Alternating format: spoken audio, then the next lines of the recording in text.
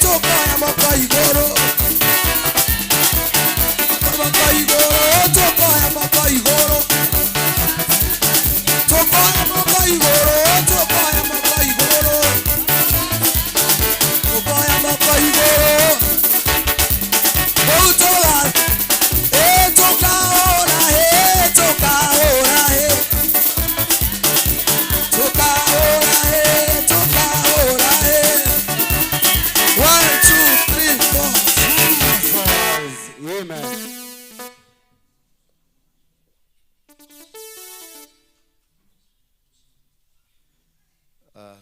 worship kidogo, just worship. Praise team. Tusimame tu tuweze kuworship nyimbo moja. Uithangu usichoke, tunaona mmeruka ruka, Wakikuyu wanajipenda sana. Kama tugiaka ya Kijaruo mungekaa chini. Lakini kwa sababu wewe ni Mkikuyu, we accept, we agree. Bwana asifiwe sana. Let's worship. Yes, hallelujah. Just one song to prepare us because of these children.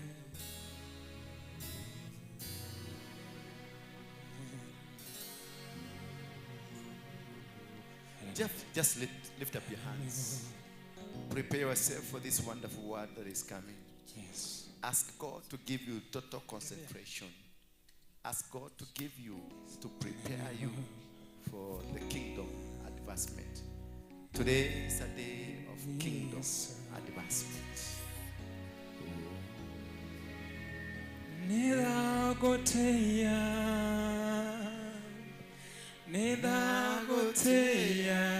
Mwene tu nidagoteya mwathani. Ewa mbararetu Ikoromo Nidagoteya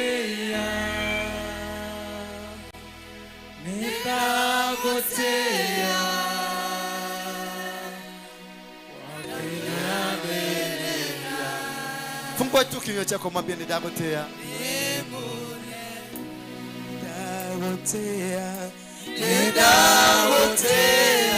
Utoraga moyo Nidagoteya Wewa mbararetu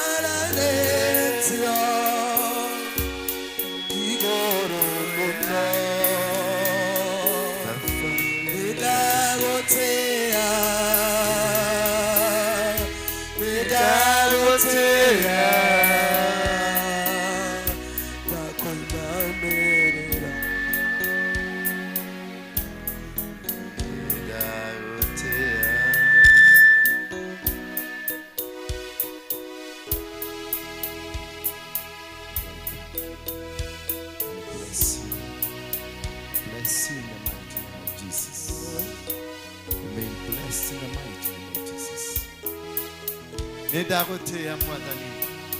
Hingura kanwa gaku wĩre Ngai nidagoteya. Ninakuheshimu.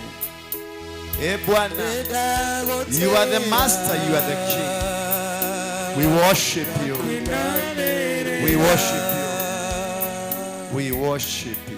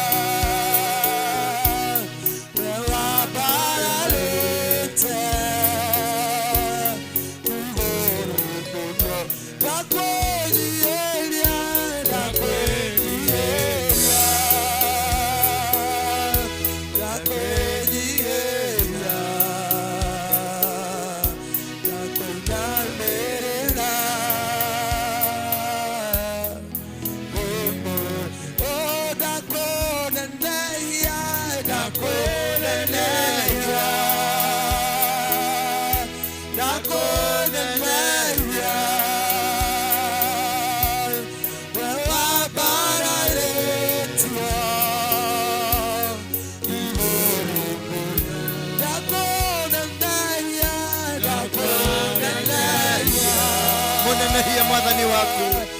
Mwambaralie mwadhani wako. Lift up the God.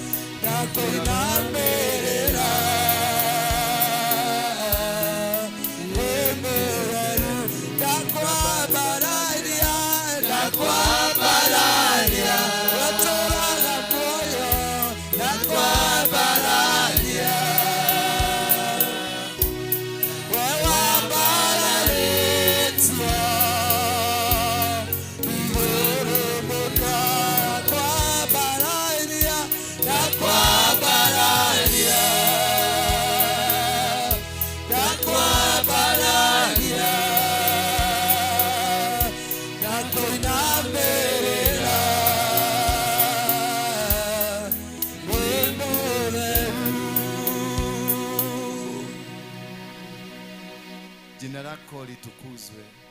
Ufalme wako uwe pamoja na sisi. Utukufu wako uwe pamoja nasi. Ukatembee nasi mahali popote tuendapo.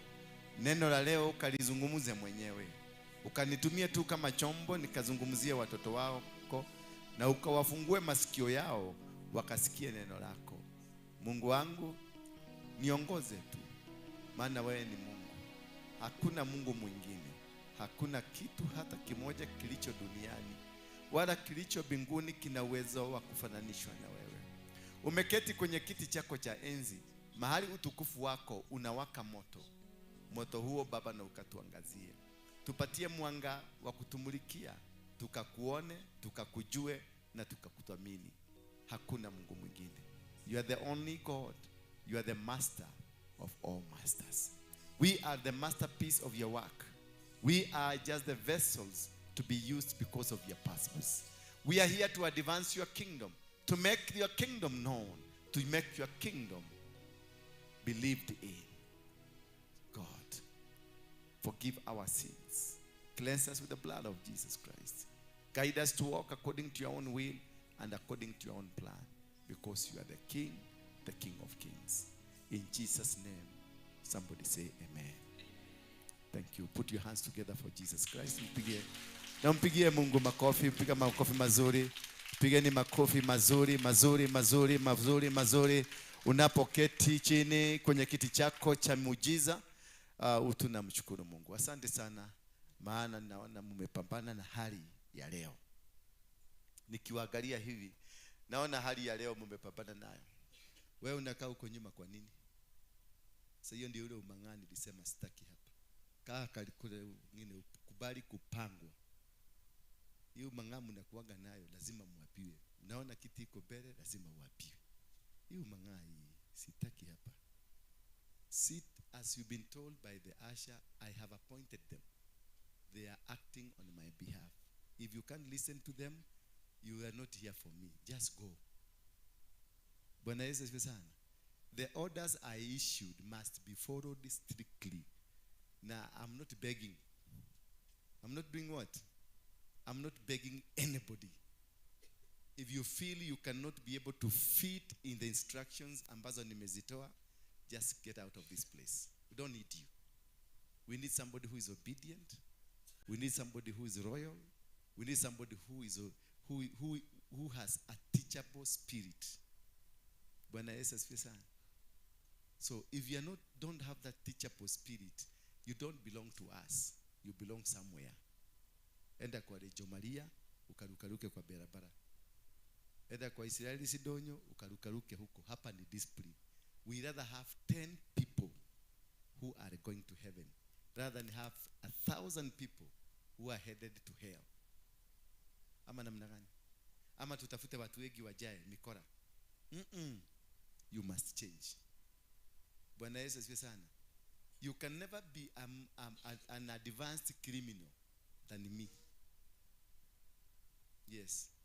Sioni ukrimino yako mahali inaweza kufika hata a quarter or an eighth of my level where I was. I was better than you. Nah, not even than you. You cannot be compared. Niki uliweka. Uliwanyitwa na sifu wewe. Sifu wako anywe mai kukushika. Then what can you compare? Kama hata shifu ya kwenu hajakuita kesi ya shamba, mimi nimeenda jela mara 52. So I'm a higher criminal than you. Ama haya kichwa yangu ni gumu kuliko yako, lakini wakati Yesu alikuja aliigoga ikapasuka, akatoa ile kitu mzuri ndani. Sasa si ukubali yako igogwe ndio ipasuke, uache umang'aa, si ndio? Wewe alilia. Ndio sasa na shida, huyu ni pastor ama ni nani? Ni mimi, si pastor, mimi ni komanda.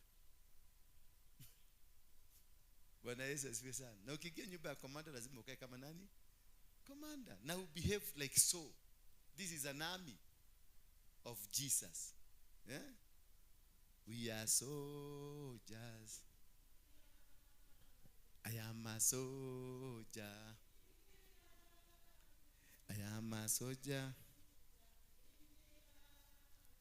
I am a soldier in the army of the Lord. If you're an army and you're a soldier in the army of the Lord, you must live like so.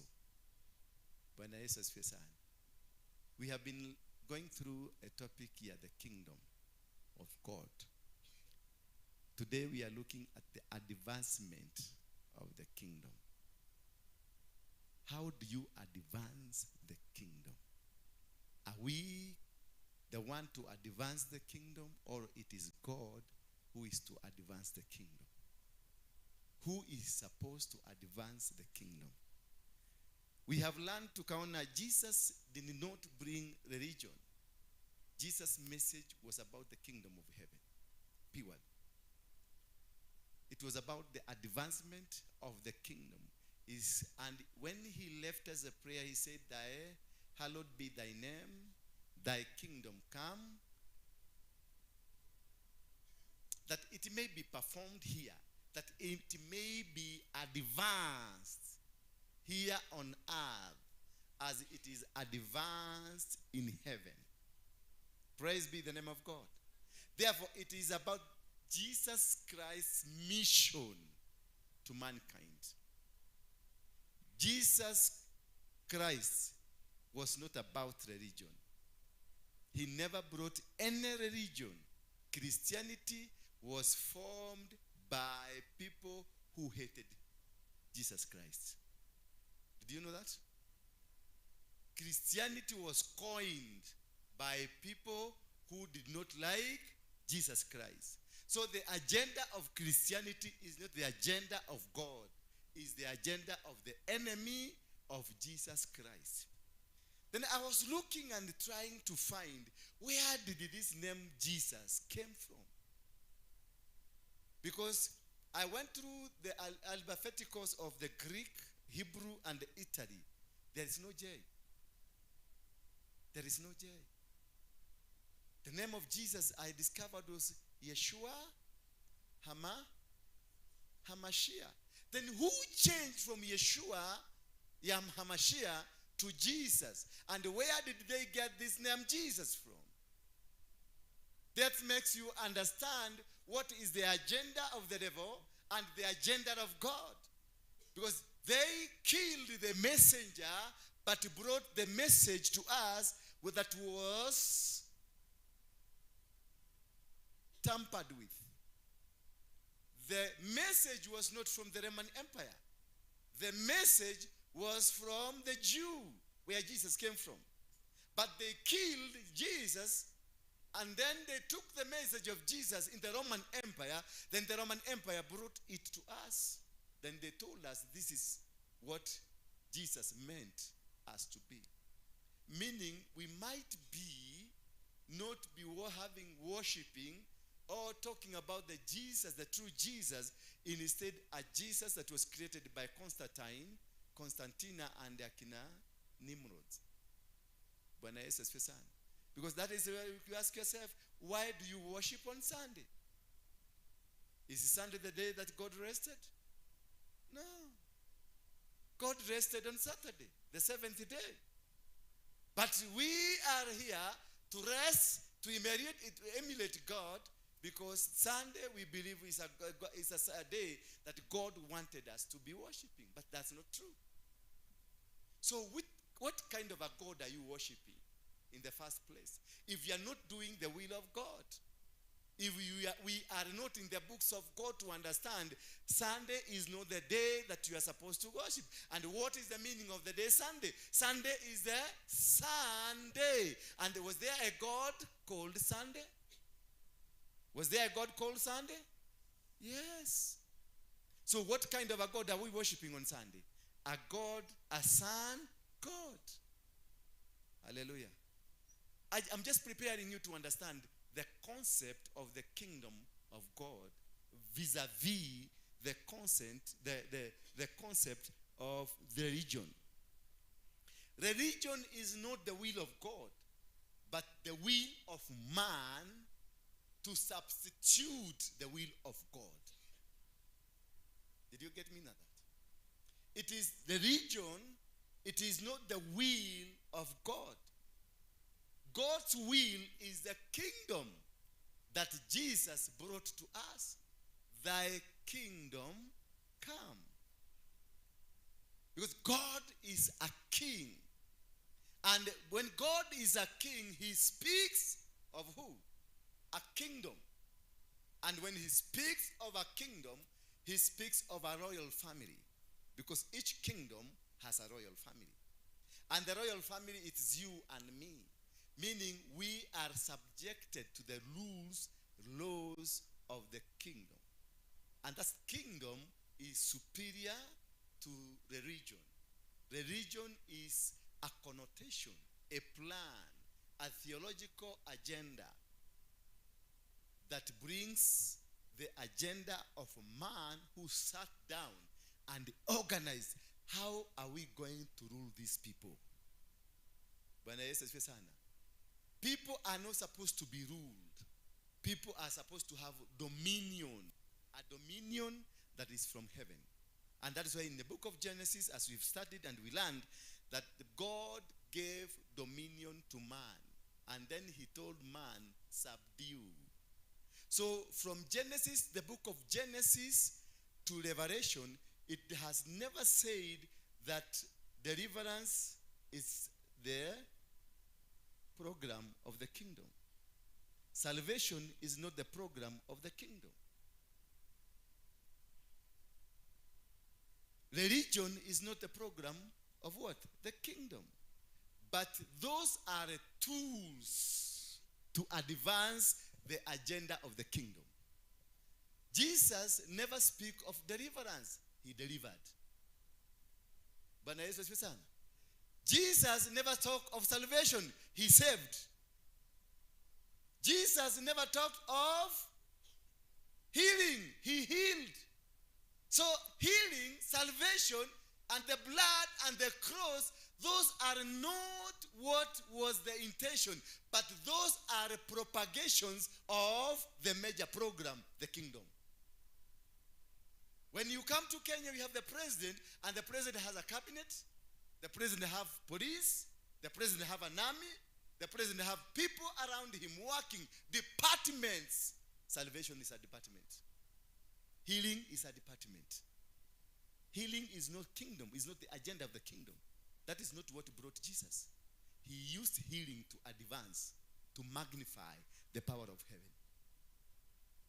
Deliverance was not part of the intention of Jesus coming here. He used deliverance, people to know there is God. He never used, those are secondary things that happen in our life. So, but most of us, pastors, bishops, apostles, followers, because we are in the religion, we have decided to use tools to make them the agenda instead of sticking to the agenda called kingdom. Because when you understand the kingdom will tell you how to live. The kingdom will tell you these are laws. The kingdom will tell you these are bylaws. When you come to Nairobi, they are bylaws of Nairobi. Ukienda kukojoa ovyo ovyo utakamatwa. Ukiona na smoke utakamatwa.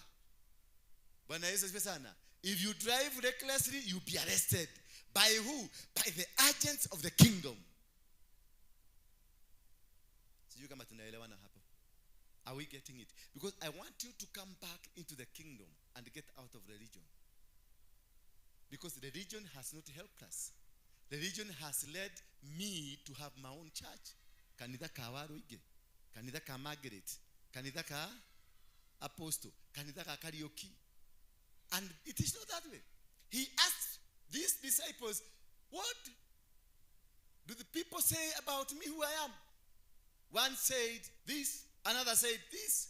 And he went to Peter and asked Peter, what do you say I am yourself? And Peter said what? You are the son of who? The Son of God. And then Jesus told Peter, indeed the revelation you found is not from you, but from my God in heaven. And therefore, where the revelation found you, on that stone you are standing, that rock you are standing, I will build my church. Did he say so? Is it in your Bible? I will build my church. Not you will build a church. I will build my church where gates of hell will not prevail. So Jesus never left us a church that belongs to Aroinge. Jesus never left a church that belongs to Nganga. Never he left a church that belongs to an individual.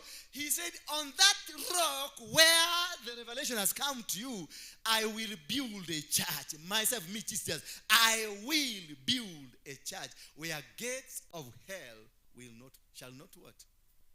Prevail. So a church does not belong to you, to me.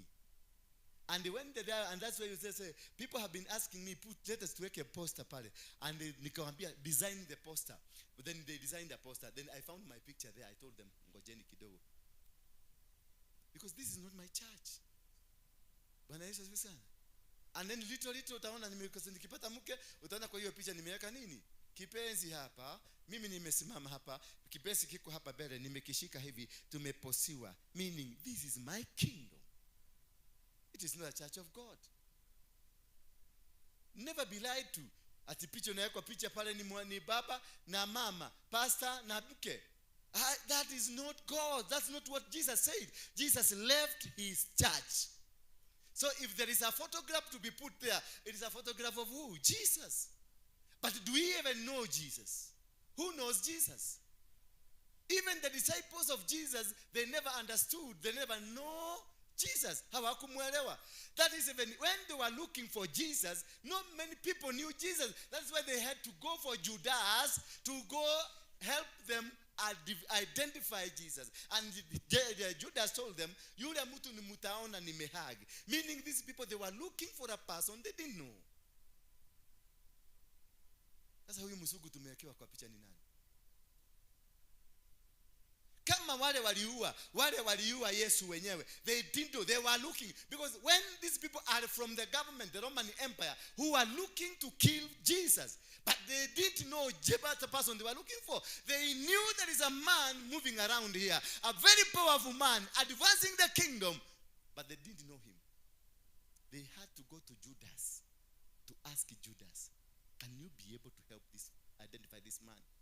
And he told them, the man I will hug, that is the man. If Judas hugged any other person could have been hanged. And Jesus could be hanged. Meaning these people, they never know Jesus. When they were sleeping and the sea had tribulations and everything was not stable, they went to Jesus to ask Jesus, why are you sleeping as you are dying? They never understood that they are carrying the power. They are with Jesus himself is power. They thought they are going to die. But they forgot we are having the Son of God. We are having the kingdom itself here. So we cannot die. The things of the kingdom cannot kill you. If you belong to a kingdom, the things of the kingdom, the waters of the kingdom, the air of the kingdom cannot kill you until you are not part of the kingdom. That is why you find yourself dying. Because these are the things of the kingdom. And Jesus walked and told them, be calm. There is this man, is it Peter, who saw Jesus? He saw there is a ghost coming. Meaning even Peter didn't understand him. He thought it was a ghost. Yes, this is a man that you have been walking every day with. And then he wakes and sees this is a ghost. Then he discovers, oh, this is Jesus. Then Jesus calls him, come. And he starts walking in the water. Then he doubts. He starts sinking. You see, he doubted why? He doubted. The man you've been eating together, the man you've been walking together, the man you've been doing everything together. So any photograph that we have here, that near Jesus, I doubt whoever that brought that is an agenda of the devil. Yes. Uyo Mama Mary, see you. Mama Mary, I understand.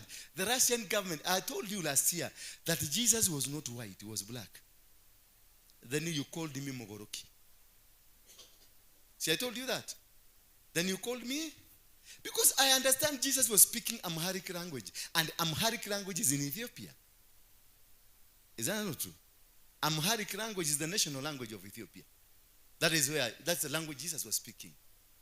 King Solomon was in Ethiopia. He married Ethiopian. Moses himself grew in Egypt. So he grew in Africa. So the whole story, look at Jesus was crucified alongside who? A person in his side, left side, and another one in the right side. And then when they were to be taken there's this man in Itangwa, not Simon, not Arimathea, the other one, Caesar, see? Kiri what? Yeah?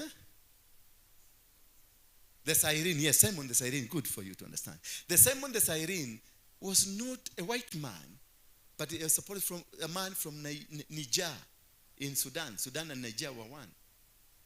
That's the one who came and found that this man of God is being tortured. He assisted to carry the cross. He's an African man. So where was Jesus crucified? Where was Jesus crucified according to you? Eh? Yeah, because how would an African man be found in Asia where Israel is there? Had they gone there? No. So this is an argument that is moving around. Why did they change the identity? Because if you go to Israel, there is no Garden of Eden. If you go to Egypt, there is no Garden of Eden. There is nothing to do. There is nothing you can be told this is an equivalent of the Garden of Eden. But if you come to Africa, and the name Africa was not our name. The name of Africa was Abul Kalam, meaning the Garden of Eden.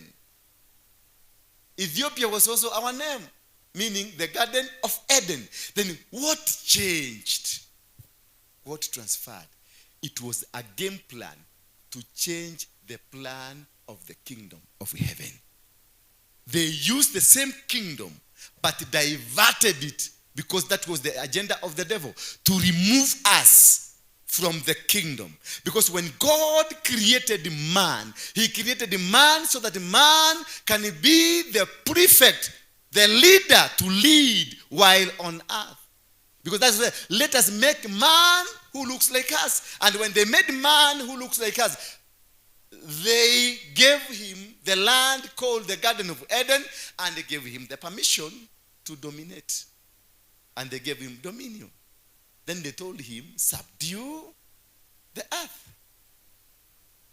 So when you are given dominion, dominion does not come from religion. Dominion will only come from the kingdom. Because dominion is dominating. And dominion is what makes the name of kingdom.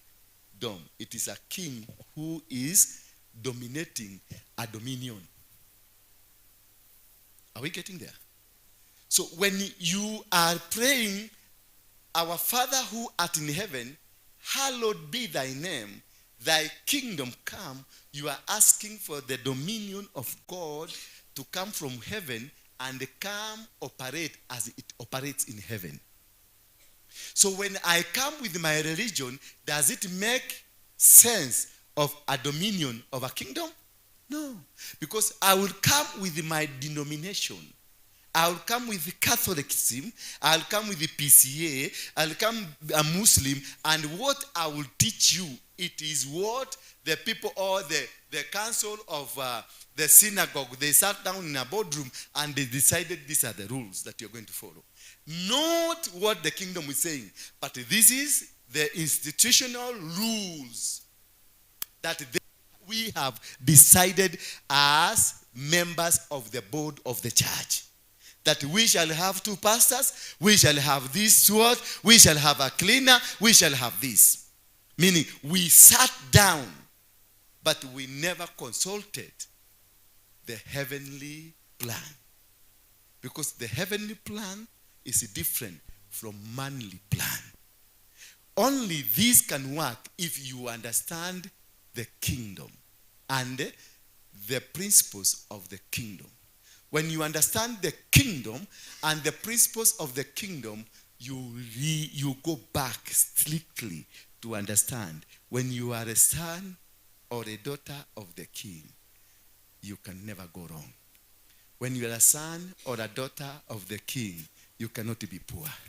When you are a son and a daughter of the king, the world is always ready for you.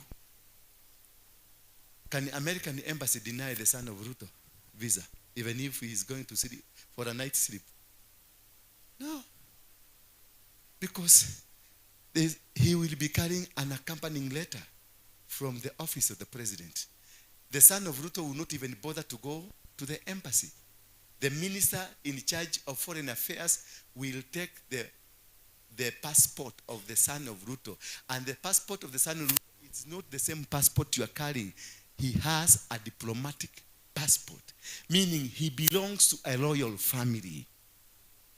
When we belong to the king, God, we belong to a royal family, meaning we have more superior privileges than any other person.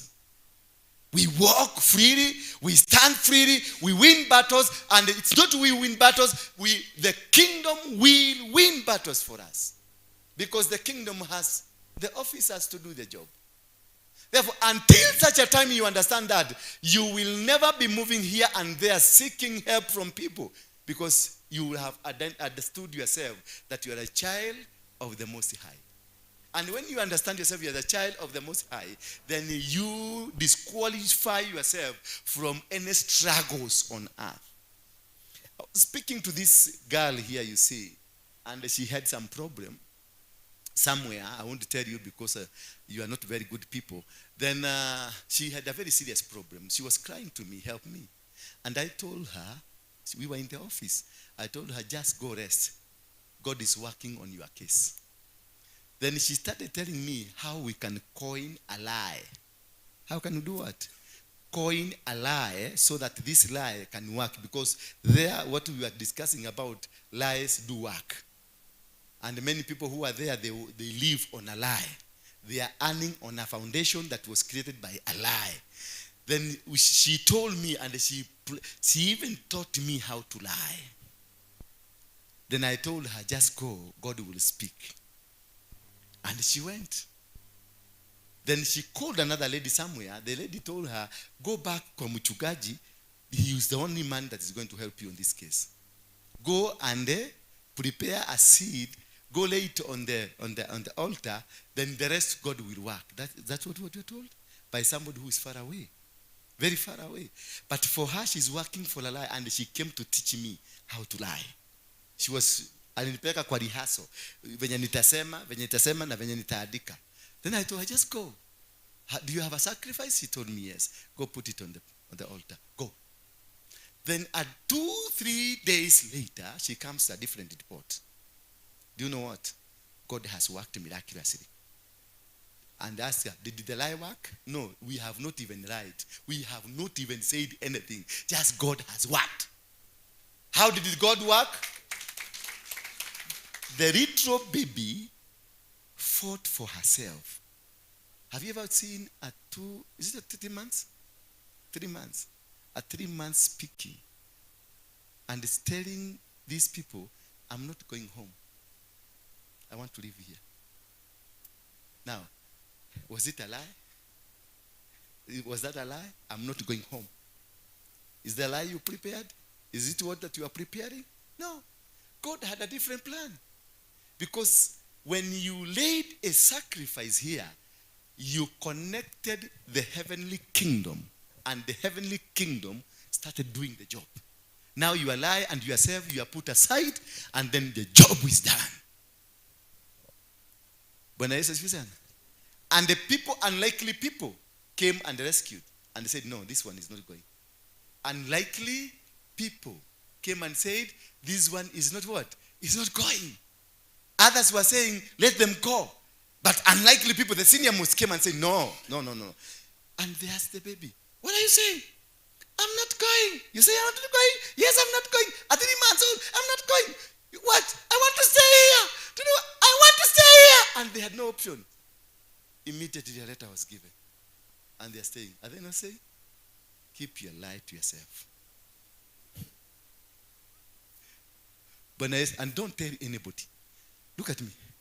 How are Kanisa? They will start following you. What was that apostle saying? Don't tell them anything.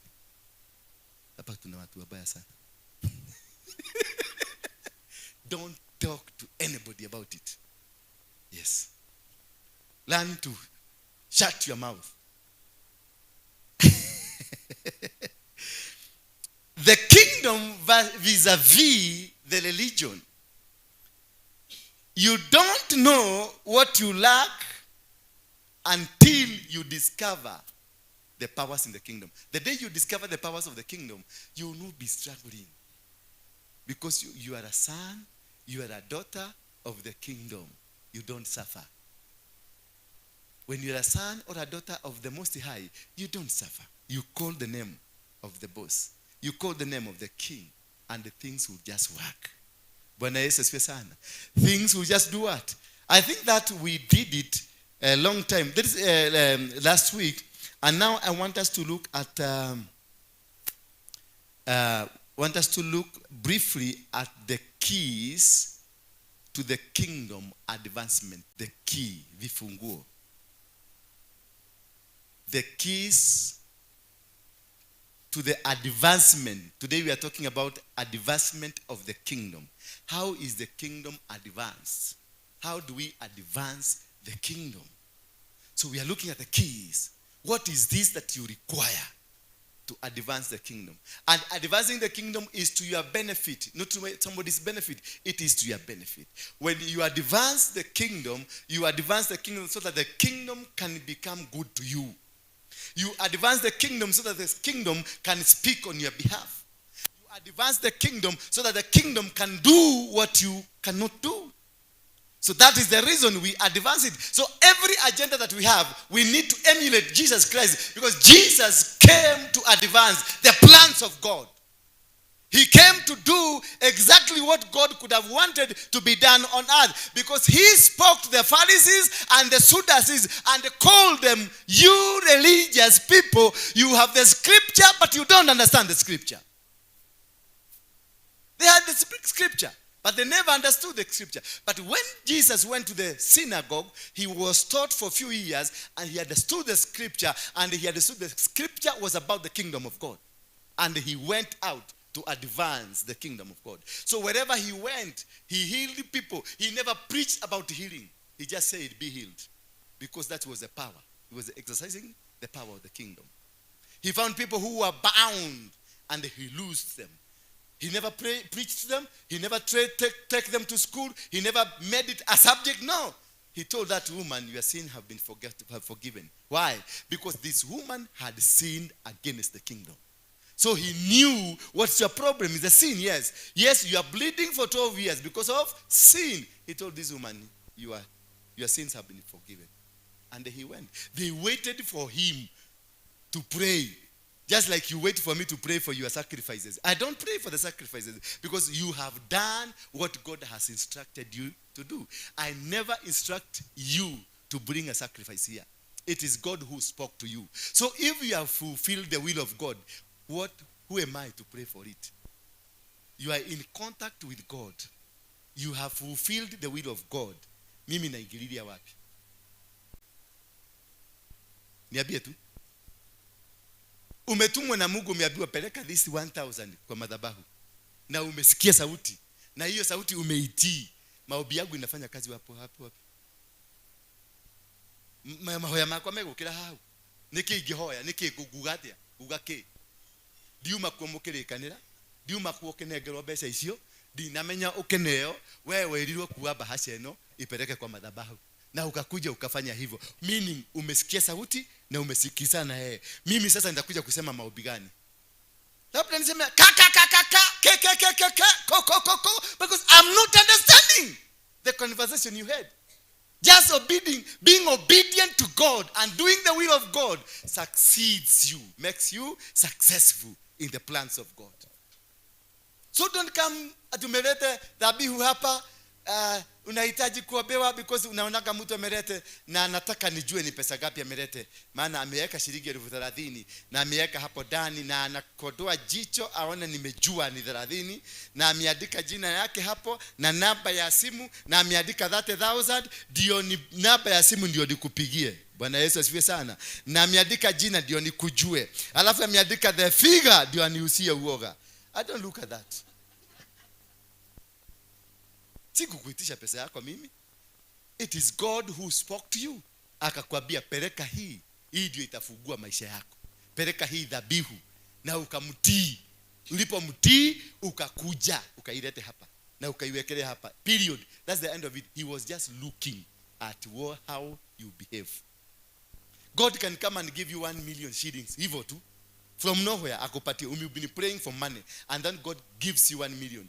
Na ikilandi tu kwa account yako, unasikia sauti, chukua hiyo pesa yote upeleke kwa apostle. And then he pulls a chair, anaenda anakaa huko kukuchugulia venye mawazo inakusubua. Maana sasa ni calculation, maana jana kamilioni kakigia, ulipigia ule mtu wa kutafuta mashamba. Mwambia nitafutia kaproti ka between 600 na 500. Kwa sababu najua itabaki 500 na hiyo 500 unaweza kutengeneza msingi.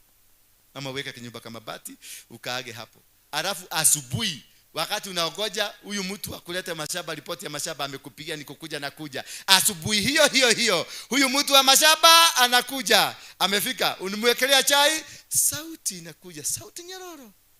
Nakwambia chukua hiyo 1,000,000 peleka kwa madhabahu. Kuna kazi ya crusade inahitajika kufanyika. Sasa ndio unaingia kwa bedroom, unaanza kuambia Mungu, unajua nilikuwa nataka kununua kaproti. Unajua Mungu nilikuwa nimeitana. Unajua unasahau ni yeye anakupatia. Ni yeye amekuzungumzia. Maana God is testing. Are you belonging to my kingdom? Do you trust my kingdom? Because what you are looking for, what you want to go to buy is similar to what I've given you. You are going to buy what? A plot. A plot and money are similar. All are coming from the kingdom. So he has given you to test whether do you qualify to own a plot. Amekupatia tu 1,000,000. Ndio aangalie do you qualify. Akupatie vitu vingine vikubwa kidogo. Can you be trusted na ufalme wa mbinguni? Can you be trusted na matunda ya mbinguni? Can you be trusted na utajiri ya mbinguni? Sasa unaanza argument. Baka unakata, unasema acha nimesikia. Baka unaanza kusema nimesikia ni 100,000. Yuko daigwa. Unasikia sauti sasa inakuja kubwa. Inakuita mpaka jina, inakwambia Helena. Na kwelo twale 1,000,000 without deducting. Oh my God. Jesus. Remember me. It is Jesus who brought it. So he does not remember you. He knows you. And that is why he's commanding you to give that money out. What is that asking? It is asking for the obedience. It is asking for that responsibility, that belonging to the king. You are a loyal family. Therefore, whatever he tells you, take this to this place. He knows why he is connecting you to the next level. Lakini sasa kwa sababu wewe ni mjuaji, wewe ni mtu wa sarakasi, mumefanya sarakasi mpaka na Mungu. Mpaka karata unachezea Mungu karata. Unaweka karata hii unamwambia hii ni ya pesa, hii ni ya hii si ya pesa. Hii unamwambia Mungu chagua ni gani ya pesa, ni gani si ya pesa. Bwana Yesu asifiwe sana. All these things about understanding. The day you understand why God created you, the day you understand the responsibility of God, amekupatia, siku ile unakubali tu na kujua Mungu amekuitia hii, Mungu amekupangia hii, Mungu amekuelekeza kwa hii, basi kaa kulingana na mafundisho na matendo yake. Waachana na story mrefu. You are alive because of his will. Sasa nani akisema? Imagine yule mtu tumetrustia Kenya. Yule mtu fanya nini? Yule mtu tumetrustia Kenya kabisa na security yetu. Yule mtu tumeamini ati huyu ndiye amelinda Kenya kabisa. Alikaragiwa kwa hewa. Na zile vitu tumeamini ndizo za kutulinda, kwanza zikakamata yeye. Mlinzi mkubwa zikaambia yeye kuja kwanza ndio Wakenya wajue hawana nguvu. Na ujuzi hapa tukiweka hizi bendera. Tulikuwa na huyu mzee. Nikawaambia si hii kitu next week itakuwa nusu mlingoti. Si ndivyo tulikuwa tunasema? Si tulisema hii kitu itakuwa nusu mlingoti? No idaiguaga. Nitogire nyameno nego korwo nuthu haha. Nuranyita? Ndiraigua ma. Ni matumano ora mathi morite? Oye. Aha. Yoko igwa mothe. Mothe no nginya wigwe. Twali nake ha tukioha bendera ici. Na ngemera next week ici nigakorwo ire nuthu. No matianyitire. Na makero maharukia tondu mendaga kuharukia. Makero maharukia nigetha ati inaweza kuwa nusu mlingoti. Umekumbuka? Amekumbuka sasa. Ni nusu mlingoti. Nilimwelezea hapa hii itakuja. Sasa hiyo siku nataka kuambia sasa mngekuwa na moshana mingi. Mkianza kusema Ruto ni arakua. Eta kwa chogi. Gashakwa ni arakua. Apostle gira terere. Ruto ni agukua. Wewe. Ni ndiri nawe. Mimi sikusema.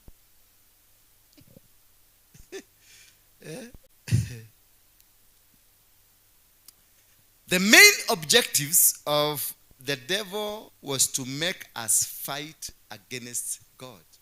Kumbuka wakati Ayubu aliambiwa na alipitia maneno aliyepitia. Shetani alienda kwa Mungu, akaambia Mungu huyu mtu anakufuataka kwa sababu ya ile vitu umempatia. Kwa hivyo shetani mwenyewe anajua Mungu ni mfalme. Na anajua Mungu ndio upatiana. Na anajua Mungu ndio upatia watu wakakuwa matajiri. Kwa hivyo alienda kwa Mungu akamwambia, "Haka kajamaa kanaitwa Ayubu, kana kufuata kwa sababu ile vitu umempatia." Naye Mungu akamwambia huyo mtu anaelewa ufalme. Haelewi vitu hivi, anaelewa ufalme. Nenda umjaribu uone hata tisika. Usiguse moyo wake, enda uchukue hizo vitu zote. Anajua mimi ni mfalme. Na akateremka akaenda, akachukua vitu zote za Ayubu, akabeba zote, akaenda nazo. Lakini Ayubu alibakia. Na akasema hata Mungu ungenikataa, mimi bado ni wako. Maana alielewa huwezi kutoroka mfalme. Huwezi kuondokea mfalme na usurvive. Kina mtu anaitwa Danieli, naye Danieli akajaribiwa kwa yote. Wakamsukuma, wakamwambia huyo Mungu wako lazima umweke chini. Naye akasema hata Mungu akanikataa leo, aseme sikutaki, mimi bado nitaendelea kusema mimi ni wa Mungu. Walipomweka ndani ya moto, kwa sababu ametambua ufalme. Ufalme unatambua watu wake. Huyu jamaa alipowekwa ndani ya tundu ya simba, masiba waliyesema huyu mtu ni wetu, wakakaa na yeye. Bwana Yesu asifiwe sana. Wakashika Abednego na Meshaka, wakarushwa ndani ya moto. Moto kasema this is amongst us, this is our house. Sisi tumetoka kwenye ufalme moja na hatuwezi kuuana. The moment you understand that whatever you need, kile kitu unahitaji sasa ni kitu ambacho kiko, you don't need to struggle. Hiyo pesa unang'ang'ania, you have it because you belong. Pesa na ufalme na wewe ni kitu kimoja. Pale Mungu anagaliaga pesa na wewe jina mnaitwa the same. Ile inaitwa mane, wanaitwa nani? Waboi. Ni venye hii imeitwa pesa na wewe kaitwa boy, but all of you belong to one kingdom. So this is your brother. Money is your brother. Money is your sister. Land is your brother, sister. Car is your brother. The way you will go to your brother, na ukae siku 3 na hakuulizi unarudi lini. Bibi yake tu ndiye atakuuliza. Yatakataza kuambia mzee. Koya ino acho kakali kumushi. Because they don't belong. Si sister yako, ni wa ufalme mwingine. Bwana Yesu asifiwe sana. Lakini vitu ambavyo ni vya ufalme mmoja, ni heshima tu inahitajika, na vitatembea pamoja. Na chochote utaitisha, hautaitisha ni kuchukua kutoka kwa counter. Kama ni biskuiti unachukua. Ukienda supermarket kwa sababu uko na ATM na ama uko na pesa cash, you don't mind. Unaendesha kigari chako pole pole, unachukua hiyo unaangusha. Unachukua hiyo unaangusha. Unaendesha kigari, unachukua hiyo unaangusha. Unaendesha kigari, unachukua hiyo unaangusha. Kwa nini? Kwa sababu uko na uhakika, una uwezo wa kulipa. You have the legal tender. That is why you are picking. Otherwise, that which you are not picking, you are not picking because hauna. So ukiona mama huyu ameenda supermarket na wewe umeenda kioski, usiende kumwombea maombi baya. Ni venye ako na relationship yake. Relationship yake imemkubalisha aende supermarket, na wewe relationship yako imekubalisha uende kwa kioski ukaandikwa kitabu. Ukifika huko nasikia mtu wa duka anasema, ona, nilikuwa nataka kukupigia simu. Kwa nini? Hii deni imekuwa kubwa sana. Unamwambia, hata nimekuja uniongezee kasukari kilo moja, niko na wageni wamenikuta ghafla, sikuwa nimepanga wakuje. Lakini sasa hii si deni ni kubwa sana, wewe nipatie. Kwa sababu you belong katika ulimwengu na ufalme wa kukopa. Unaona moyo wake unakubali, anakukopesea ingine. Lakini nakwambia kesho ufanye hakika utalete. Na mimi wa supermarket, maana tumekuwa na agreement na ufalme wa kulipa cash. Kazi yangu ni kuendesha kigari, ama ninaenda na mtu wa kuniendeshea kigari, na namwambia chukua hiyo. Chukua sukari kilo 5. Weka uga ya ngano X, na hiyo nyingine weka hii. Unasukuma paka vitu vingine unashinda na kuuliza, hii nayo ni ya nini? Don't worry, utajua ni ya nini. Ni vitu za fridge, na hajazoea fridge. Kwa hivyo hajai kuona vitu za fridge zinakaa aje. So unaokota vitu za fridge ukiweka. Sasa mkifika nyumbani kwake, sasa ndio utaona amefungua fridge. Anamuuliza, hii ni kabati iko na stima ndani ama ni nini? Anaona ukipaka vitu hapo, nyama na nini, unamuuliza ni nini unapaka hapa ndani? Anamwambia, hii ndio fridge. Oh, okay, I was taught this by my teacher. But it's not because the kitu ambayo is away from you, but because you don't have a relationship with it. You don't have a relationship na fridge, ndio kwa maana haijakuja kwako. You don't have a relationship na ka sitting room kazuri, that is why hazijakuja kwako. Otherwise huyu ako nazo because they have a good relationship. Na vitu za Mungu zinaendaga kule ziko na relationship. Kwa hivyo kama bado unakaa nyumba ka 1, ndio bedroom, ndio sitting room, ndio choo, na ndio bathroom, na ndio kitu, ukenda tu uongeleshe ufalme, umaulize, do I belong there? Bwana Yesu asifiwe sana. Muulize tu, siko ubaya. Haujakosea kuishi yako kanyumba, lakini muulize Mungu, mimi ni huko ama niko kwenye safari ya kwenda hapo mbele? Maana labda nikutayarishwa, unatayarishwa uende hapo kwingine. Naye kama kwa nyumba yako uangalie venye imekaa vizuri, uende kwa mtu mwingine ukae unaona inakaa state house. Uliza Mungu, wacha chuki, wacha kumwangalia vibaya, wacha kwenda kumwombea maombi vibaya ukisemaga ni devil worship. Hapana, kwa devil hana kitu chake. Gana mtu akitwalithia gari, gutire gari ya devil. Hakuna. Gutire gari ya devil. Gari ni cia Ngai. Shetani hana kitu. Shetani hata tukumwita ke. Kitu batainaga shetani deke. Shetani kemunya. Oh, natikemunya ole wako ole akakinya kile. The former minister. Shetani ne kemunya. Nakatia. Shetani etagwatia etagwo kemunya. Shetani akamunya. Shetani. Aya. Bwana Yesu asifiwe sana. The moment you understand, uelewe ufalme wa mbinguni, uwe na mahusiano ya ufalme wa mbinguni, basi vitu vyote vya kibinguni vitakufuata. Haufai kuvifuata. Tupatiwe Deuteronomy 28 mstari wa 1. Haufai kuvifuata hata kidogo. Vinafaa kukufuata. Maana ukifuata tu sheria moja ya ufalme wa mbinguni, sheria tu ya ufalme wa mbinguni, kila kitu kinaandaliwa kwa sababu yako, kila kitu. Maana you are a royal family. Unakuta umepatiwa ulinzi. Wale wanaangaliaga Afro cinema, utaangalia wakati people the royal family, kuna wasichana wa kuibia huyu mtu, kuna wengine wamebeba mapaga, kuna wengine wa kulinda huyu mdhamaki, anatembea kwa mwendo wa madaha, anakaa vizuri, because that is a replica of the royal family. Katika ufalme wa mbinguni kuna standards za ufalme wa mbinguni. There is standards. Deuteronomy 28 verse 1. There are standards. And these standards, they qualify you to become. Once you have the qualification of the standards of heaven, then whatever you need, you have the power to ask for it. And it comes.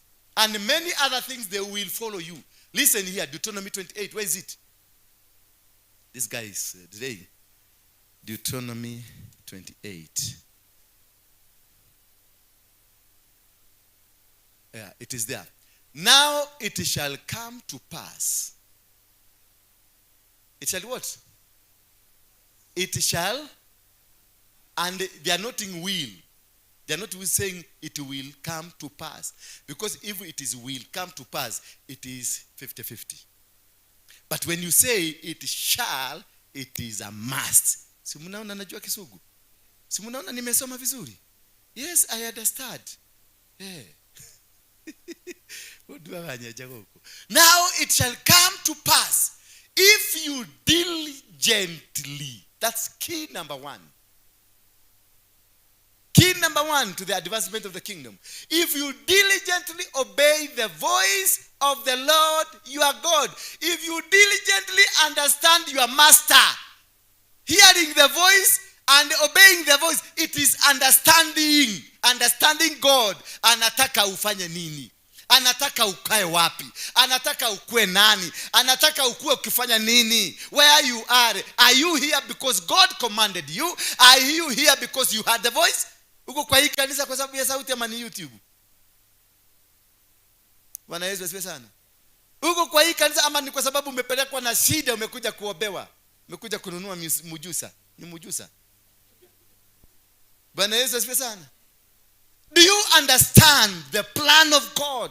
Are you here because of the plan of God? Did you? Now it shall come to pass if you diligently obey the voice of the Lord your God. Obeying the voice of the Lord your God, it is understanding the voice of God. Understanding the voice of God, you must be able to distinguish huyu ni Mungu, huyu ni shetani. Meaning you know God. It is literally telling, know God. Obeying diligently, obeying and knowing God. Na una understand sauti yake, na una understand majira yake, una understand plani zake, una understand venye anatembea, venye anasikia, venye anasema, you understand. Ogeigwa no menye gai, ndogehetia madhani make, todo mugabo wake, dokauhetia. You're the meaning ya diligently. Understanding, obey the voice of the Lord your God. Then number 2, ukishaelewa Mungu, unamu understand, unamu menya, unamu igwa, unaigwa sauti, waigwa mugabo kamenya, hiyo ni ngoma. Waigwa Jesus when Peter was speaking, akaanza kuongea, alimwambiaje? Alimwambia Peter rudi nyuma? Hapana, alimwambia shetani rudi nyuma yangu. Maana alisikia hiyo si Peter, huyo ni shetani anaongea. Being able to understand, bori mureiviwa borini bori siake ni imuwe. Bwana Yesu asifiwe sana. Zinamfuata unakutaka mureivia wa bori anakwenda kule mbele. Anakaa mbele kabisa, zinakuja me. Ikifika jioni wakati wa kwenda nyumbani, zina me zote zikienda nyumbani. Asubuhi zikimuona amechomoka hivi me. Maana zinamjua. Wewe unamjua Mungu wako? Unajua akizungumza, unajua akikasirika, unajua akiongea, unamjuaje? How do you understand your God? How do you understand ile kazi amekupatia? Because when you understand God, you even understand the responsibility amekupatia. Kwa hivyo hakuna siku unaweza kuja hapa kuwa na makasiriko ya nini? Ati ndako la kalianeke. Tutakiria ofisi yemo nawe. Ugiraka lio nini niki? Na tutiria ofisi yemo nawe. Turakuruhania nawe kwa Agnes. We are not in the same office. You are in your office, I'm in my office. I am doing my work, you are doing your work. Tugehetanirie na eko. Yes, tuhetanagia because we don't understand where you are. You don't understand the office you are in. You don't understand what you are doing. When you are in the wrong office, utakuwa kikwasa na watu. When you are in the wrong place, utakuwa kikwasa na watu. When you are doing the wrong thing, utakuwa kikwasa na watu because you don't understand na hata wanashindwa niki mudo yu agerire huko. Sasa niambie mimi sasa niende sasa nikwe praise and worship. Nini ndira mukoithia na githauti kiu. Mtasimama tu muniangalie. Badala ya kuniangalia mtaangalia Beatrice. Mnauliza Beatrice na macho. Kotagithio taidia hali. Wewe ndurona maundu kule ni mahitanirie. Una macho tu itasukumuza. Maana ufalme unasema that man is not for that. Lakini ukipatia mimi microphone hivi tunaongea, tutaongea masaa 8. Maneno inakuja tu because I'm in my office. Bwana Yesu, if you are able to understand your positioning, ukae kulingana na venye Mungu anataka na ukae mahali unataka. Maana ufalme uko na responsibilities. Unagawiwa mamlaka kulingana na kazi. Kila mtu hapa ulitumwa duniani kwa sababu kuna makusudi ya Mungu. There is a plan of God. Everybody, you are a masterpiece. And a masterpiece ni kitu kilitengenezwa, kiliundwa, kikaundika. Na Mungu akikitengeneza, alikitengeneza kikiwa na sababu. Na hiyo sababu ndio unafaa kuifuata. Na utaifuata tu kama unajua sauti ya Mungu. Maana kupitia kwa sauti utaelekezwa. Kupitia kwa sauti utajulizwa. Kupitia kwa sauti utaelewa. Hakuna siku utakasirika. Ndio akara. Mimi sasa kwa sababu nilijua sauti ya Mungu. Huyu akikuja na moshene yake kule tunaongea na muuliza okay, ndio. Ndio umeona tikiti. Kakana kako ndio kenywa gashai. Kwa sababu amefanya duty yake. Maana ana advance ufalme wa shetani. Na amemaliza kazi, si ulipe aende. Bwana Yesu asifiwe sana. Usimwache hivi hivi. Duka mbutirizo na ndio nakali wakawa mushene hane gone akanyamu. Na leo taheta mushene diko yake ndo ndamenya fafa ni ora kwariria. No ngidehera mushene hala no ngija ndego ikia. Tondu ukuma ugo tamuthika cowe.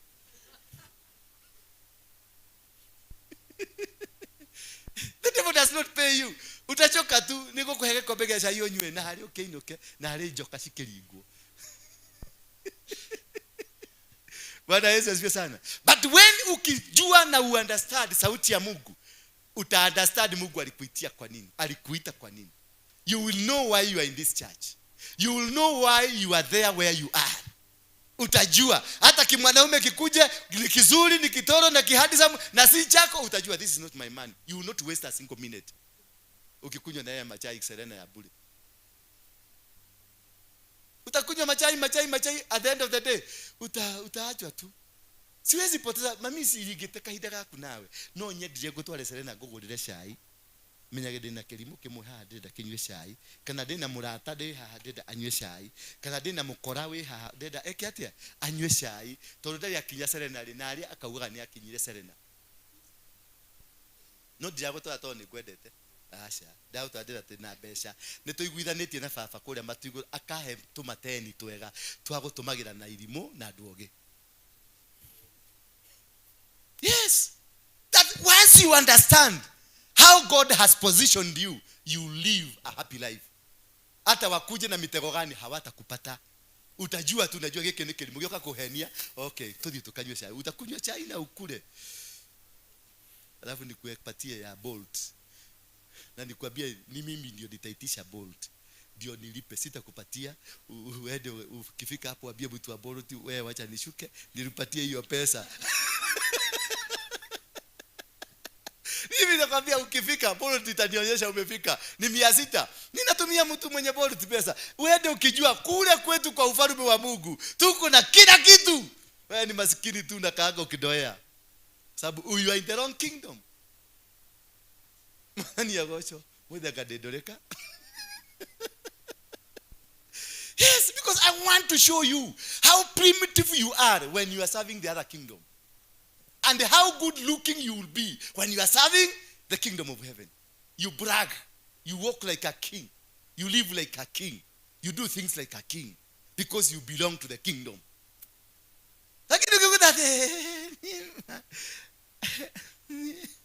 na nimekupeleka Serena. Sasa hata ujui kitambaa umewekewa kitambaa ya white ya kuweka hapa ya kuzuia nguo isichafuke. Unaanza kuikuja ukiweka kwa bagi. Hadi umepatiwa kitambaa ya kwenda nayo nyumbani. Kwa sababu kule kwa shetani hakuna. Kwa shetani niweke chafu tupu. Hakuna kitu. Don't advance a kingdom that has got no benefit to you.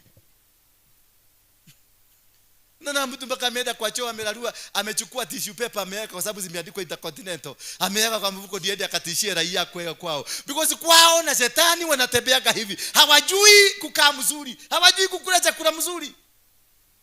Until you are able to know that this is not for anybody else, ni zagu. Kagua kazuri kama haka ni kagu. Kakiatu kazuri kama haka ni kagu. Na kwa sababu ni vya baba yangu. Wewe tu emeni hau. Amutigiuga mumukanetie tone muramenya kuria mukoragwo. Ali emeni ukawe emeni nene tondu turaria uhoro wa thamaki wa baba. Yes. Liga ukikanyaga huko na kanyaga kama nogo ya jaba kwa sababu you belong to the kingdom. You got the power. Turudishie hapo baba. You got the power and you have understood and you have obeyed. Ukiobey diligently obey. Things you will never struggle for anything on earth. Because you obey the voice of the Lord your God. Then observe. Once you have heard and obeyed the voice, what do? That's key number 2. Observe carefully all his commandments. Usitake mkosane naye tena. Akikubali na umunase, umwekera mutago umigwe no oyo leu, mwekera muhuko no hige na zip. Usiwache atoke hapa tena. Waigwe tareda kura kamera, oye, daddy. Nidahitia ugo ali atugo kwaragia gwito. Oye, sorry, dekera tu. Unakuwa na uoga wa kukaa kwenye ufalme. Unakuwa na mapenzi ya kufanya kazi ya Mungu na kukaa jinsi Mungu anakaa. That is what? To observe carefully.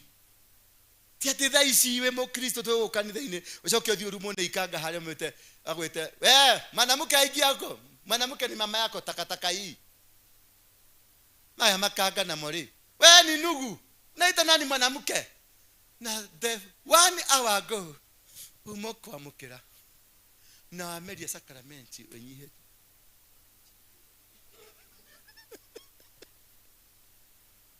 The next hour go todo wogo dhire kohenani ulienda kudanganyana ati wewe ni wa Mungu na ukakula vitu za Mungu. 10 minutes ago unarudi kwenu na unaanza kutukana nao bana wewe ni wa huko.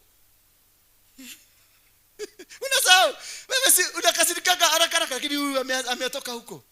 Roda ametoka huko. Roda ni Rose Degwa ametoka huko.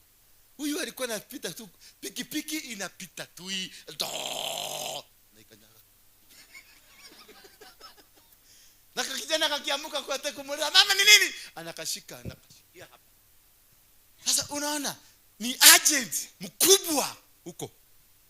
Kuzimuliza leo wako za rafiki niki. Tatu irema. No kwa tararia. Wewe mlata kwa mwana ni kwendete. Wako za rafiki niki. Ingetegemea. Yaani kuoga tu. Yaani kikuje na pita, imesukume kidogo na yako barabara katikati anakoka. Kwa sababu ni wa ufalme ule. Kazi hii ametumwa advance. Fanikisha ma accident zikue. Hako kama mtu kama itabaki akianguka kakikwaruzwa, hiyo ndio raha yake. Kasipokwaruzwa na kashika kofi pwa na anakambia enda polisi. Maana atakienda polisi ufalme ule utaenda huko, atarokiwa huko ndani akae huko, maana wanataka afanye nini? Akae huko. Umeona tofauti? Mtu mwenye ako ndani ya ufalme wa Mungu na ana observe. Turudishie tu hapa baba. Na ana observe. When you observe, you don't do wrong. You walk accordingly as to the plan of God. To observe carefully all his commandments which are commanded to you. So in the kingdom is about law and commandment za huko. Kuna structure ya sheria za kufuatwa. Na hizo sheria ukizifuata vizuri, carefully na obediently, hizo sheria, ufalme utakutii. Bwana Yesu asifiwe sana. We are talking of being respected by the kingdom. Wakati Ayubu alifuata na akakaa kulingana na sheria za mbinguni, alipigwa, lakini baadaye alirudishiwa kitu na kingine. Huyu tena ametoka. Hakuna haraka. Toa katuradi iko.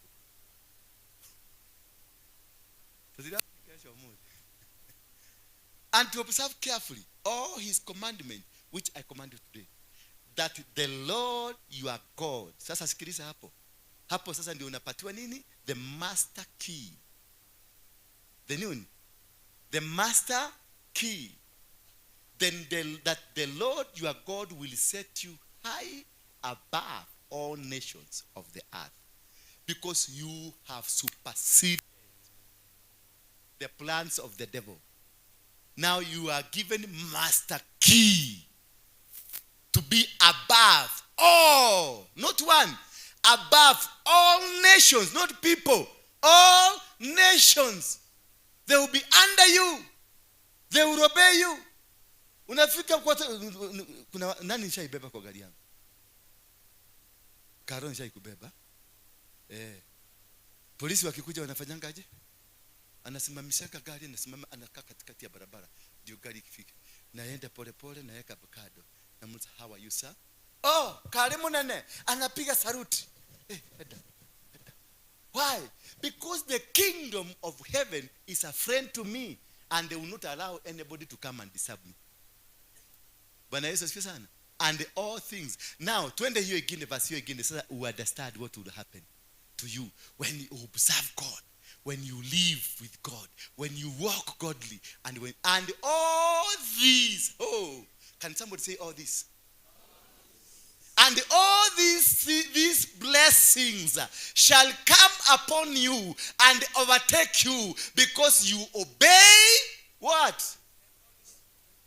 Just the voice. Just the voice. All these things. Yani, money will come and overtake you. Money will be asking you, oh, where, neke, tokele, anywhere to eteraire. Not Muraigana, 1 billion. We are waiting for you. We are 1 billion to come quickly because we want to go. We are getting late. Magari ndio hiyo nakuta Mercedes Benz. Ndio hiyo inakuta baba nike we to die. Eno dokere ha. All these things shall come, and because you obey the voice of the Lord your God. Only that. Obeying the voice is knowing your God. Give us a King James version. Give us a King James version. I want no. Nili amsema hii ni new. Ama hiyo ingine, ama NIV. Watu nataka you understand hapa. Kuna kakitu kalaini nataka you understand tu. Umenye ulimuri ukoreto naguo. Ukiria thina thino. Ndwagirwo ni kuria thina. Your father is so rich. If only you can understand your father. Oh, I'm telling you. If only you can. Na akwambia ukuje ukae na yeye, anakwambia tu sikiliza sauti yangu na uifuate na uitii. Sauti tu. If you obey the Lord your God, here are the blessings that will come to you and remain with you. I was looking for this. The blessing will come. You are not going to look for them. You are not going to look for the hautaenda kutafuta blessing. They will come to you. And for that matter, ukifikiria ni mchezo, zinasema we are not going. Ndaziradi kodo. Na unakuta unatajirika tu. Hivyo tu. Nikiona ka family ingine kutoka itoka kana nyino guthina muthinaga. Tondu gukawa na igwire thauti ya Ngai. Na mirango ya higuro ni ya higuro. Rosi. Mirango ya higuro ni ya higuro. Ati kama mkitii sauti ya Mwenyezi Mungu, Mungu wenu mutapewa baraka sifuatazo. The following blessings will follow you. Weka tu ya kizungu. Utachanganya hii sasa. Kila kitu kwa matigu ya kitu hili. Hiyo wekileta. And all, sema all. This blessing shall come on thee and overtake thee if they shall hearken. Oh, nakeni asheje. Nikiri hata wali. wekera cia thina cia thonde na thou. Yeah?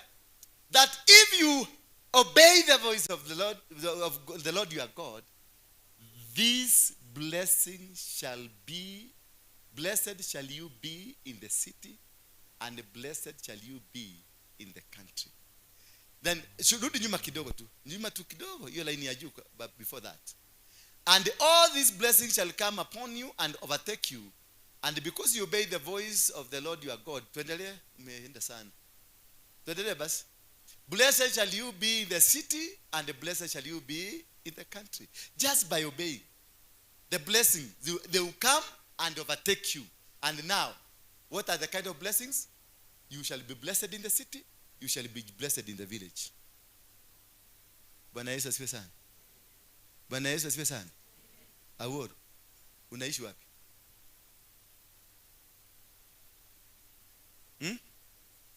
City study, Mudhurwa. Tula tunyumba to Machambi, mtaenda to Machambi? Ni ya udongo. Nairobi. Anaishi nyumba ya udongo. Acha tu niulize maswali randomly. Msisikie vibaya. I'm just giving an ma'am. Uikara kako. Kayole ko. Soeto.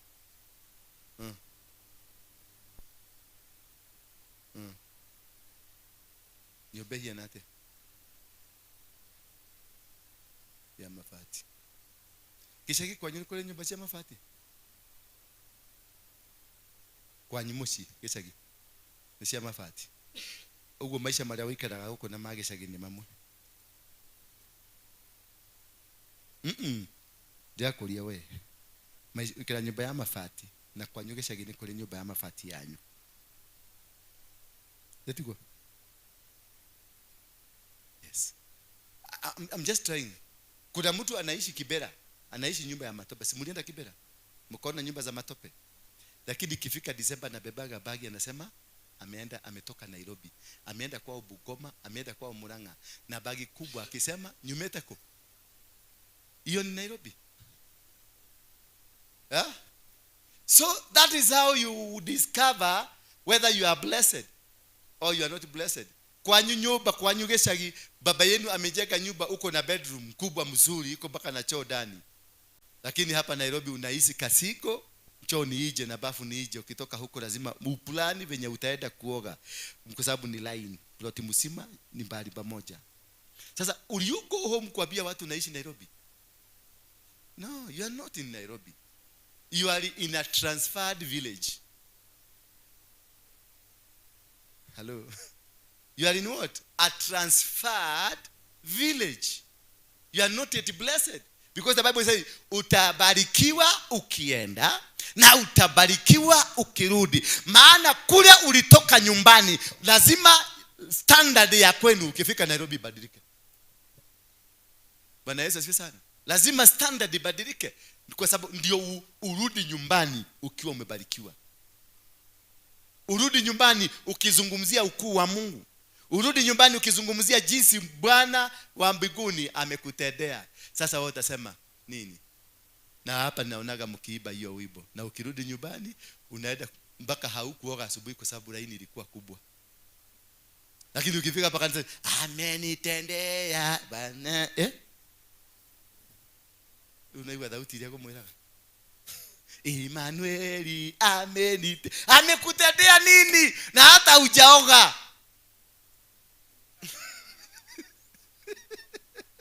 Nini amekutendea? Hakujui. Why you are suffering? It is because you don't understand the voice of God. And understanding the voice of God is obeying and living according to the instruction, because God is a king and you are living in a kingdom. And your business is to advance the kingdom. Bwana Yesu asifiwe sana. Wale watu wanaishi Mathare na wanaishi Kibera na wanaishi Mukuru kwa Ruben, walitoka kijiji pale Bahati Nakuru. Ama walitoka Othaya, Dimoine. Ama walitoka wapi? Kwenu ni wapi? Joro. Ama walitoka Joro. Now the same people who came from their village, ukienda Ruda utapatana na mtu alienda Ruda. Na mlitoka the same, from the same secondary na same primary. Lakini huyu alikuja akadivert Ruda, na wao kadivert Kibera, nyumba za matope. Understanding the kingdom, it is understanding the voice of God. Then the voice of God will give you master key to unlock your life. Bwana Yesu asifiwe sana. So there is nothing you can get from a religion. There is nothing. If you come here in the name of religion, the religion does not own anything. The religion was an arrangement by man to misuse the other man. If you connect yourself to God the King in our Father's house, there are plenty. Blessings will follow you wherever you go. Blessings will be with you wherever you go. You may scare. They will come and they will even overtake you. And not only overtaking you, they will stay. Bwana Yesu asifiwe sana. So that mediocre kanitha gaito, that mediocre pastor wito, that mediocre apostle wito, weke chini.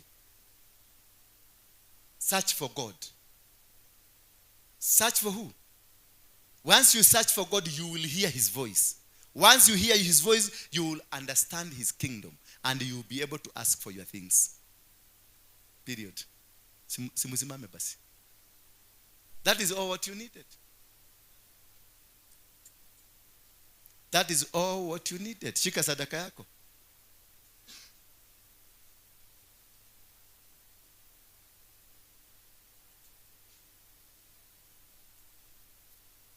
Sasa ndio mnapatiana bahasha. I said that tabia sitaki hapa.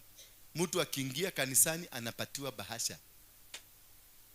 Sio wakati nimesema watu wasimame ndio mnapatiana bahasha. No. Mtu niekale na bahasha yake. Nigetha atue matua mega nayo. Akona bahasha ni expensive ya gwikiro ka 50, agaikara nayo mathaa maingĩ. Nigetha decision yake make decision ya gwikira ngiri ĩmwe. Sasa ukimupatia hivi haraka ataweka ka 50 kuja hapa na ka 50. Ciana cio thamaki. The children of the kingdom. Ciana cio thamaki. Ciana cio thamaki. Yes. Kutoka leo mahali popote ukienda sema I am a child of the kingdom. Yes. And you not only the child of the kingdom, but I also know and I also understand the voice. Ninajua sauti ya Mungu. Ninajua. That is unaona mimi naliga. I know my God. I know where I'm going. I know where I'm coming. I don't care. I don't care what you can do now. I don't care what you will say tomorrow. I don't care. I know I am with my Father and the blessing already ziliteremuka na ziliniambia hatuondoki. Kama ulikuwa nafikiria tutaondoka, hatuondoki. No. I've never struggled in my life. Nimeenda jela, nimefanya mambo mengine. Nilikuwa nienda jela nikiwa na pesa nyingi. Na nikaenda jela nikatengeneza scam jela. Nikatengeneza milioni 60 nikiwa jela. Because baraka zikiachiliwa zimeachiliwa. Roda witu. Lesoro sweet. Ciare kererio irathimo ni kererio. Gutire hingo cikehera. Yes. Tige manegene maigi magutiro negenetie Ngai. Thikereria Ngai woigwe atiri arauga ati understand God. Umesikia? Sit down and listen to God. Know we are God. Ujue sauti yake. Wakati anakuachilia kibaraka unajua yes ameachilia. Una shout sema thank you God. My master, the king. Hallelujah. Bwana Yesu sana. Na thina tukayo igwa goko. You will never speak of poverty. You will never speak of poverty. Ile sadaka ya leo mnatoa uiandike kwa kichwa yako ama uiandike useme ni sadaka ya kunisaidia kusikia sauti ya Mungu. Bwana Yesu asifiwe sana. Ni sadaka ya kusaidia nini? Hii masikio ifunguke. Usikie sauti ya nani? Ya Mungu. Ndio akuelekeze vitu zako ziko wapi. Wache kutakataka ndio kihomire. Nakuta mtu wako na tumaji tunaitwa tule twa manyuru tunaitwaje? Na tule twa Ezekiel.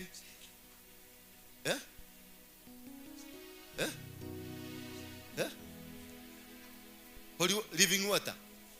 Yeah? Sasa unakuta mtu ako na kachupa kwake kwa nyumba, amekaweka mahali vitu zake ziko, na maji hiyo ikienda kupunguka anaongeza ingine. Ndio hiyo upako, hiyo ni ujinga. Hiyo ni ujinga. Maji ni tools za Mungu pia. Maji ni ya Mungu. Na nisikupatie maji ukaage naye kwa nyumba na ikuletee chai, hata ikutengenezee mkate. Hata igeta mai kanyo mai kana mai, hata holy water. Hata igeta kana yo mai nyumba, igeta nyumba, ukaiga tukuinde twaku hali igeta tukuinde twaku. Hata ngetha no akayaruka na niguo thogonirwo ni thina.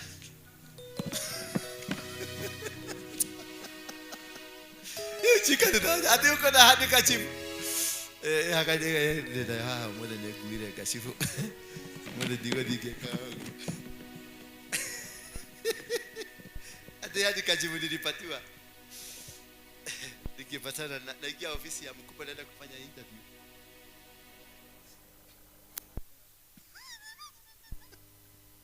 This is not what the kingdom of heaven is talking about.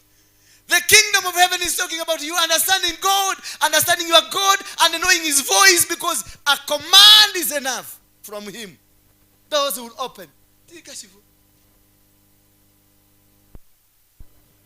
Bako ukiangalia huko imetani kwa sababu ulitoka kama huyu sasa umeona amejipaka vitu zingine. Sasa umeenda kashipo, by the time you rudi nyumbani inakaa ni ya brown ilikuwa ya white. Ekakora ni ejire kwa guthikite guothe. Ni ejire. Ngororire guothe kora. Ukinya ha ukoragwo wena kirema ni watemeto hana nikio guthikite. Nikiambukanire. Just understand God. Know you are God. That's what the Bible is saying. Obedient, be diligent, and be faithful. Period. Bwana Yesu asifiwe sana. And the things will work for you because you belong to the Son. The Bible says these blessings will follow and overtake you.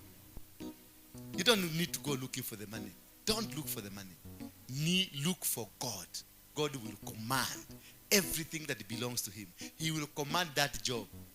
Utaitiwa tutapigwa simu. Utaitiwa biashara ukiwa kwa kitanda. Oka. Na usiende kulala tuseme ati saa alisema atakomadi. Sasa wacha nilale tu. Command itakuja. I'm waiting for the command. The signal is coming. No, signal will not come when you are foolish. Signal comes to those people who stand. Who are diligent and they faithfully obey what God has said. There are principles of working, principles of doing things. That is all what God wants from you. Ingine wachana nayo. Mwambie mwenzako wachana nayo. Mwambie na Kiswahili ya Kikuyu wachana nayo. Wachana na miracle water. Mwambie wachana na miracle water. Wachana na hadi kachivu. Yaani na imagine wewe ungetaka kachivu mhuko atekuhebesha. How foolish could you be? Ati umebeba kuna mwingine niliona amebeba tu maji kwa sababu anaenda kuongea na director ni job. Anafanya kwa ulimi. Alafu cheneni. Akienda kitu ya kwanza hata hakubalishi kuingia. Anapata na secret. Secret anampatia regulator. Ndio hapo ndio ngiri 10. Na nisia kufuliza. Ulifuliza ngiri 10. Ukanunua maji. Maji umepuliza kwa mdomo. Sasa utatoa ingine wapi? Bwana Yesu asifiwe sana. Mungu wetu atuhurumie. Asante, wekeleni sadaka zenu hapa.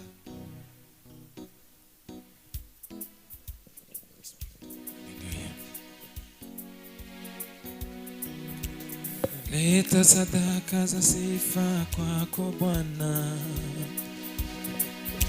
Heshima na mamlaka zipokee. Mtakatifu, mtakatifu, nakuita mtakatifu. Oh Yesu, wewe mtakatifu. Naleta sadaka za sifa kwako Bwana. Heshima heshima na mamlaka zipokee. Mtakatifu, mtakatifu, mtakatifu, nakuita mtakatifu. Oh Yesu, wewe mtakatifu. Naleta sadaka za sifa kwako Bwana. Heshima na mamlaka zipokee. Mtakatifu, mtakatifu, mtakatifu, nakuita mtakatifu. Oh Yesu, wewe mtakatifu. Naleta sadaka za sifa kwako Bwana. Heshima na mamlaka zipokee. Mtakatifu, mtakatifu, mtakatifu. Oh Yesu, wewe mtakatifu. Naleta sadaka za sifa kwako Bwana. Heshima na mamlaka zipokee. Mtakatifu, mtakatifu, mtakatifu, nakuita mtakatifu. Oh Yesu, wewe mtakatifu.